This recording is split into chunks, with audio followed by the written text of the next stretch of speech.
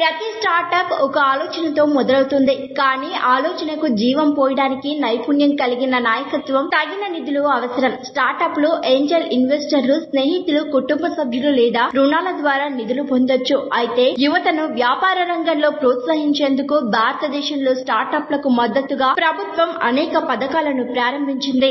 ఈ పథకాల ప్రయోజనాలను పొందడానికి ఈ 3 విషయాలను గుర్తుంచుకోండి. మొదట, క్రెడిట్ చరిత్ర. రుణదాతలు రుణాన్ని తిరిగి చెల్లించగల సామర్థ్యం ఉన్న స్టార్టప్లకు మాత్రమే రుణాలు ఇవ్వడానికి ఇష్టపడతారు. ఇక రెండవది, వ్యాపార రకం. దానితో సంబంధం ఉన్న నష్టాలను బట్టి రుణాన్ని మంజూరు చేస్తారు. మీ స్టార్టప్ లాభదాయకంగా భవిష్యత్తులో రుణాన్ని తిరిగి చెల్లించగల సామర్థ్యాన్ని కలిగి ఉంటే వెంటనే లోన్ అప్రూవ్ అవుతుంది. మరి ఈ పథకాలు, వాటి అర్హతల గురించి ఇప్పుడు చూద్దాం. ప్రధానమంత్రి ముద్ర యోజన. ఈ పథకం కింద 2015లో ప్రారంభించబడింది. కార్పొరేట్ మరియు వ్యవసాయేతర చిన్న మరియు సూక్ష్మ పరిశ్రమలకు 10 లక్షల రూపాయల వరకు రుణాలు ఇవ్వబడతాయి. 2023-24లో ఈ పథకం కింద 5 లక్షల కోట్ల పైగా విలువైన రుణాలు పంపిణీ చేయబడ్డాయి. ఈ రుణాల్లో శిశు, కిషోర్, తరుణ్ అనే రకాల్లో 50,000 నుండి 10 లక్షల వరకు పొందవచ్చు. స్టాండ్ ఆఫ్ ఇండియా పథకం. 2016లో ప్రారంభించబడిన ఈ పథకం కింద ఎస్సీ, ఎస్టీ మరియు మహిళలకు 10 లక్షల నుండి 1 కోటి రూపాయల వరకు రుణాలు ఇవ్వబడతాయి. ఈ పథకం కొత్త ప్రాజెక్టుకు మాత్రమే వర్తిస్తుంది.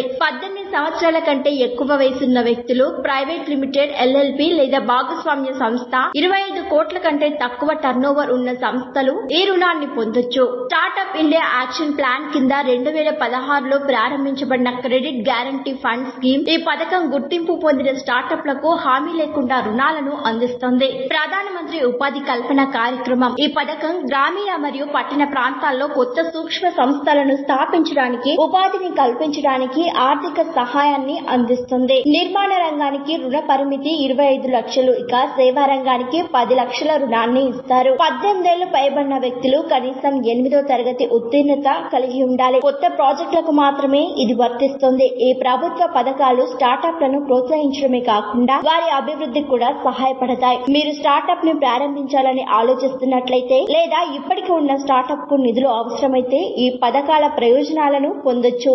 మరిన్ని ట్రెండింగ్ వీడియోల కోసం న్యూస్ 18 తెలుగు యూట్యూబ్ ఛానల్ ను సబ్స్క్రైబ్ చేసుకోండి.